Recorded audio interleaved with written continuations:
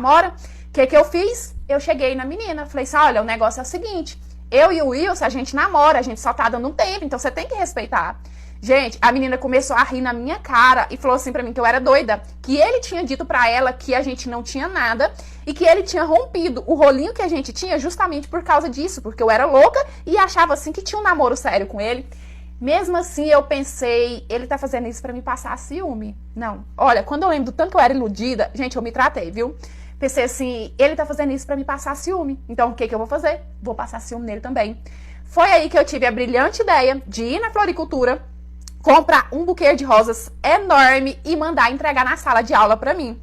Quando eu recebi esse buquê, eu lembro muito bem, gente, era aula de geografia. A professora estava explicando a matéria e lá vem a coordenadora com aquele buquê enorme de rosas, me chamou, me entregou na porta, todo mundo começou a gritar, sabe? Vocês sabem como é que é adolescente, né? A fazer a algazarra. Eu fingi que eu tava surpresa. Nossa, quem me mandou e tal? E peguei o cartão pra ler. E nisso a coordenadora ainda me passou um carão. Falou assim pra mim, você não tem casa, não? E eu olhei pra todo mundo, falei, tem, por quê? Ela falou assim, então fala pros seus namoradinhos mandar isso pra sua casa, porque aqui no colégio não é lugar, não. E nisso que eu entrei e sentei no meu lugar, o Wilson veio até mim e falou assim, deixa eu ver quem é o mané que te mandou essa flor. E pegou o cartão e começou a ler. Ainda bem que o cartão não tava com a minha letra. Eu já tinha imaginado que ele ia querer ver o cartão e eu pedi o moço da floricultura pra poder escrever.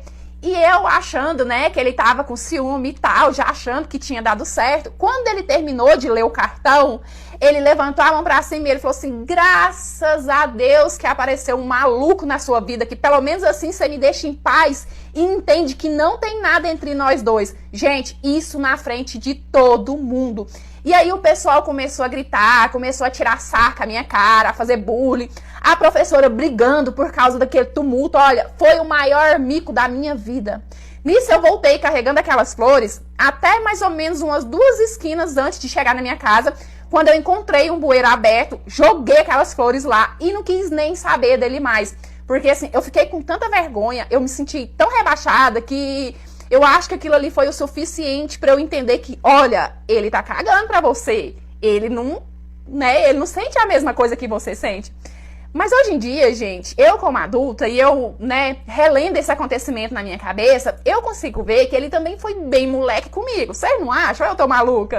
Antes que eu saísse do carro, ele me deu um beijo e eu retribuí. Foi como relembrar tudo que nós havíamos vivido quando nós éramos apenas 2 adolescentes. Foi algo tão bom. Eu fui embora pra casa da minha tia, eu chorei e ninguém entendia nada. Todo mundo achava que era uma ansiedade. Eu terminei de me arrumar e chegou o horário e eu fui pro casamento. Fui com a minha tia e com a minha prima. O meu pai, ele já estava lá me esperando pra entrar, né? Quando eu cheguei, a porta que eu entraria, ela ficava fechada. Mas porque ela iria abrir comigo entrando, comigo e com o meu pai. E esse meu primo, ao contrário de todo mundo que tava da parte de dentro do salão, ele tava ali fora, junto com o meu pai. Só que meu pai nem sonhava o que tava acontecendo, afinal tinha passado tanto tempo. Meu pai nem tinha mais atrito com ele. Só que quando eu vi o meu primo ali, eu vi toda aquela situação, eu olhei pro meu pai e só falei assim, pai, não tá.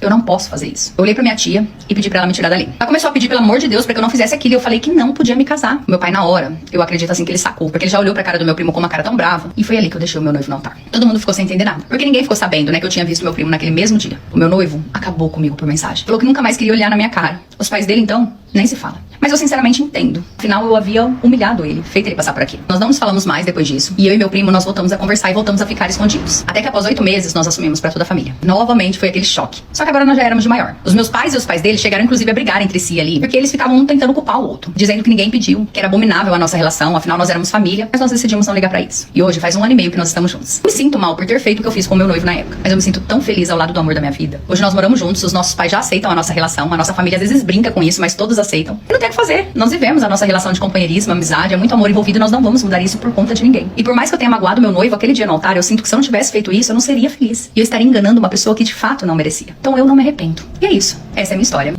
Sogra, minha cunhada e a tia do meu esposo veio aqui pra tomar meu carro, parte 2. Quando a polícia chegou, elas já correram pro camburão pra poder conversar com o policial, achando que o policial ia dar alguma razão pra elas, né? Elas contou toda a situação lá pro policial, o policial veio conversar comigo, né? E eu falei, não, esse carro eu tenho realmente, eu sou casada com ele, né? Agora a gente vai se separar, né? Por causa de uma palhaçada que a mãe dele fez. Porém, o carro eu tenho bem antes de conhecer ele, então é um bem que eu conquistei sozinha. Ele concordou comigo e foi lá explicar a situação pra ela, porque ela não queria entender de jeito nenhum. A tia dele ele entrou dentro da minha casa, catou a televisão, uma airfryer novinha que ele tinha acabado de comprar e um jogo de panela. Ele mesmo que tinha pedido pra pegar. Eu falei, pode levar essas porqueiras que eu não preciso de nada disso. Não deixei nada barato não, acabei com a raça da minha sogra. Chamei ela de tudo que é não. Mandei ela pegar tudo que o filho dela tinha pedido, aquelas porcaria, e levar tudo lá pra casa dela. E não aparecer nem pintada de ouro, mas aqui nem na rua da minha casa. Quando foi agora, meu ex-marido tá pedindo pra voltar, tá falando que vai comprar tudo de novo pra gente, que ele vai melhorar e que não vai deixar mais a mãe dele fazer parte da nossa vida. E eu falei, meu filho, você não escolheu sua mãe? Pois então fique com ela.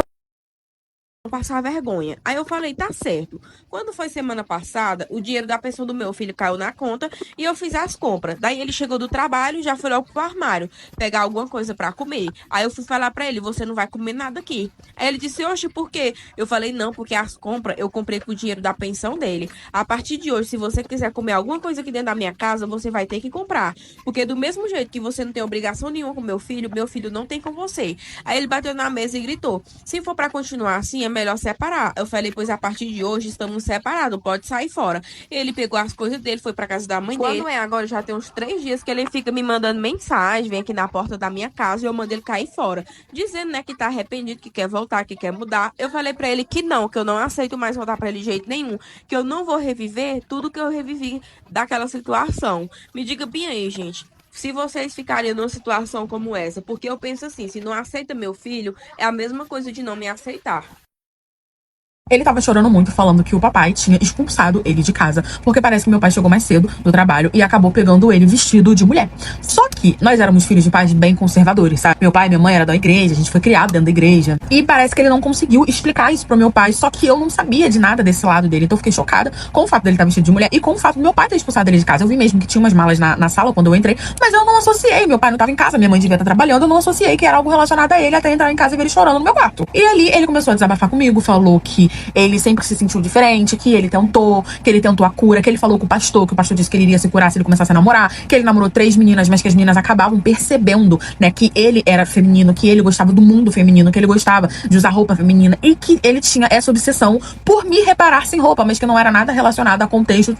E sim, que ele queria muito ser mulher. Ele falou que achava que ele tinha vindo errado, que ele tinha que ser uma mulher também, e que ele adorava me ver sem roupa, porque ele adorava ver aquilo perto dele. E com as namoradas dele não era diferente. Ele falava que também gostava de ver elas sem roupa, mas elas não entendiam todo aquele fascínio dele, aquela coisa dele ficar fascinado. Achava que era relacionado a teor. E não era. Ele disse que diversas vezes não conseguia. E aí as meninas acabavam achando que ele tava afim de mim, que ele tinha alguma coisa comigo, por isso que ele não conseguia se relacionar direito. Ele começou a chorar, falando que nossos pais não queriam aceitar, que ele não sabia pra onde iria. Só que eu já fazia estágio. E o meu irmão ainda não fazia estágio, porque ele tava estudando pra uma prova super importante que ele queria passar. E aí eu tomei uma das decisões mais importantes, tanto da minha vida quanto da vida dele. Eu falei, eu vou embora com você. Se eles expulsarem você, eu vou embora com você. O meu pai e a minha mãe não aceitaram, né? Eles voltaram pra casa, não aceitaram que meu irmão ficasse em casa. Então eu falei que eu ia embora e eles cagaram e andaram. Se você quiser ir com ele, você vai. Mas ele não fica na nossa casa. Eu tinha um dinheiro guardado, porque eu fazia estágio desde os meus 14 anos, então eu já tinha um bom dinheiro guardado. Nós alugamos uma casa, fomos morar, eu e meu irmão. Quando nós fomos morar junto, o meu irmão, ele começou a trabalhar também, independente dele estar estudando pra essa prova ou não. Ele começou a trabalhar, ele se libertou, né? Nós fomos morar numa cidade bem distante dos nossos pais, porque realmente, desde que eu falei que eu iria apoiar, que eu aceitava meu irmão e que eu iria morar com ele, meio que a gente foi excluído da família, tanto eu quanto ele. Meu irmão se libertou atualmente, ele é uma mulher trans. Já se passaram 5 anos, né, desde essa situação. Nós vivemos muito bem, eu apoio ele me apoia, mas eu realmente sinto que o meu irmão, ele é a pessoa mais importante da minha vida e eu jamais iria abandonar ele ou deixar de apoiar ele por ele não se identificar com o gênero que ele nasceu. Então assim, meu pai e minha mãe realmente abandonaram a gente nunca mais falou com ele, eles nem procuraram saber da gente e a gente segue a vida do jeito que... Quando eu saí do meu quarto, eu vi que a porta do meu irmão estava meio aberta e estava vindo um barulho muito estranho de lá de dentro. E quando eu entrei no quarto do meu irmão, que eu vi... Sim, gente, o meu irmão estava tendo relações com o meu namorado. Quando eu questionei os dois o que estava acontecendo ali, eu tive a maior surpresa. E então, meu irmão me falou que já estava ficando com o meu namorado há um bom tempo. Inclusive, antes de eu namorar com ele, os dois já estavam ficando. Mas como os meus pais nunca que aceitariam o meu irmão com outro homem, ele teve a ideia de apresentar, né, o menino que ele estava ficando pra mim. Porque assim os dois conseguiriam ter um relacionamento mais próximo e nunca que ninguém desconfiaria. E pra mim não descobrir também, eles colocavam remédio na minha bebida pra eu dormir a noite inteira. E assim que eu dormisse, o meu namorado ia pro quarto do meu irmão, ficava com ele e bem cedinho ele voltava pro meu quarto pra mim não desconfiar de nada. E depois de ele me ter revelado toda essa situação, ele ainda pediu pra mim não contar pros meus pais que isso acabaria com a vida dele. Então, né, como eu também fui lesada em toda essa situação, eu falei pra ele que eu não contaria pros nossos pais, mas que ele e o namorado dele teria que me dar um valor ali todo mês. E assim eu ficava de boca fechada e ainda continuava fingindo que eu estava namorando com ele, pros dois continuar tendo o que eles tinham desde o começo, né? Mas e aí, você acha que eu fiz certo? E no meu lugar, o que você faria? Deixa aqui pra mim nos comentários. Essa história é a história de de um seguidor. Se você quer ver sua história contada aqui, me manda que logo ela pode estar aqui no perfil. Meu marido disse que vai pagar uma faxineira, gente, pra dar uma faxina aqui na casa hoje. Aí, gente, antes dele sair pro trabalho, ele falou assim, Dani, você arruma uma faxineira pra dar faxina na casa, e daí eu vou te fazer o Pix, né, pra você pagar pra ela. Escuta só, gente, o que eu fiz com ele, viu? Vocês vão se surpreender. Eu falei, tudo bem, você faz o Pix pra mim, que aí eu vou arrumar a menina no grupo pra ela poder vir fazer a faxina, né? Aí, quando ela terminar, eu passo o Pix pra ela. Aí, gente, eu, como não sou besta nem nada, né, como eu tô precisando do dinheiro, eu peguei e me levantei da cama, né, comecei a fazer as coisas cedo, limpei o banheiro bem cedo. Aí, gente, eu fiz um almoço bem especial pra ele não ficar bravo comigo, né, porque aí eu vou dizer pra ele que eu não arrumei a pessoa pra vir fazer a faxina aqui em casa. Aí, gente, como ele disse que só tinha R$ 200, né, pra poder pagar, né, a faxineira, eu vou dizer pra ele que ninguém quis vir trabalhar, né, por R$ 200 em fazer faxina na casa. E aí, gente, eu tava precisando do dinheiro, eu pedi pra ele, né, a semana passada ele não quis me dar, porque disse que eu não faço nada dentro de casa, e eu ainda quero, né, gente, dinheiro. Gente, eu fiz aquele almoço no capricho pra ele, gente, vocês verem a reação dele quando ele chegou. Ele, nossa, amor, a faxineira fez até almoço. E ela caprichou, né, amor, no almoço, tá com a cara muito boa e deve estar uma delícia. Aí, amor, você deveria ser assim, igual essa faxineira, né, bem dedicada, ela fez as coisas tudo bem direitinho. Falei, não, amor, não foi faxineira que fez o almoço, quem fez o almoço foi eu. Eu não encontrei quem quisesse vir fazer a faxina por R$ 200, então eu decidi eu fazer, né. Arrumei, organizei toda a casa, nem fiz o almoço que você gostava, né, aquela carnezinha com, né, gente, cebola e pimentão. E aí, gente, também fiz essa generosidade, ponhei o almoço dele, né, que eu não tenho costume de fazer. E aí, gente, ele virou pra mim e falou, amor, então você me devolve os R$ 200, já que você não achou a faxineira que isso é sua obrigação. Isso, eu obviamente virei e falei assim, ai, desculpa, eu tava com esse nome na minha cabeça, não sei por quê, e virei de costas e fui embora, mas eu percebi que todo mundo ficou meio que olhando, sabe? Muita gente ficou olhando. E muita gente ficou também constrangida. Nisso, quando o meu namorado estava indo me deixar em casa, que nós estávamos dentro do carro, ele virou pra mim e falou assim, de onde você tirou esse nome, Aline? E aí eu fui e contei pra ele, falei, não, eu tava lá na cozinha, ajeitando a louça e tal, a tua tia chegou pra mim, a gente conversou e ela falou que era pra eu chamar a tua mãe por esse nome, quando ela me chamasse pelo nome da tua ex. E aí ele começou a rir, ele falou assim, minha tia é péssima e tal, ela sempre vive provocando a minha mãe. Imaginei que ela não ia perder essa oportunidade. Daí eu perguntei pra ele quem era a Aline, e ele falou que a Aline era o nome de uma amante que o pai dele tinha tido alguns anos atrás e que a minha sogra tinha descoberto, tinha dado toda aquela confusão, e ela tinha batido na mulher, tinha batido no sogro, enfim, aquela confusão toda. E que desde então ela tinha pegado um abuso desse nome por conta dessa situação. Então, quando eu chamei ela de Aline, ela ficou desse jeito, né? Ok. Nisso, a gente acabou encerrando o assunto, ele me deixou em casa. Só que a partir desse dia, todas as vezes em que ela me chamou pelo nome da ex, eu chamei ela de Aline. Até que chegou um dia em que ela me encostou-se na parede e perguntou da onde que eu tinha tirado aquele nome e por que eu tava chamando ela daquele jeito. E aí eu fui, naquele momento eu bati de frente com ela. Eu falei assim, eu acho que é muito ruim quando a gente chama pra uma pessoa pelo nome de outra que foi importante na vida da pessoa com quem a gente tá, né? Aí ela, mas não tem nem comparação, porque a fulana foi a esposa dele e a mãe da filha dele. Essa menina foi só uma passageira, só uma pessoa assim que meu marido pegou e era só um casinho que não tinha nada a ver. Eu falei pra ela, realmente, são situações diferentes, mas mesmo assim é muito ruim quando a gente chama a pessoa pelo nome de outra mulher que já passou pela vida do homem, né? E aí ela começou a falar que não tinha nada a ver, porque eu tava fazendo de propósito e ela não fazia de propósito, e que eu tava agindo como uma criança, que eu tava querendo me vingar dela por uma coisa que ela fazia sem querer e tal. Enfim, a gente entrou numa discussão e eu falei pra ela, bom, tudo bem, mas sempre que você pensar em me chamar pelo nome da outra, pense que eu vou te chamar pelo nome da Aline, sendo sem querer ou não, eu vou fazer isso até você se acostumar que meu nome não é esse. Ela ficou com raiva de mim, ela falou que eu tava desrespeitando ela, que eu tava batendo de frente com ela por uma besteira, que eu tava me vingando por uma coisa que ela fazia sem querer, mas pasmem, a partir desse dia, milagrosamente, ela começou a me chamar pelo meu nome. Muito conveniente, né?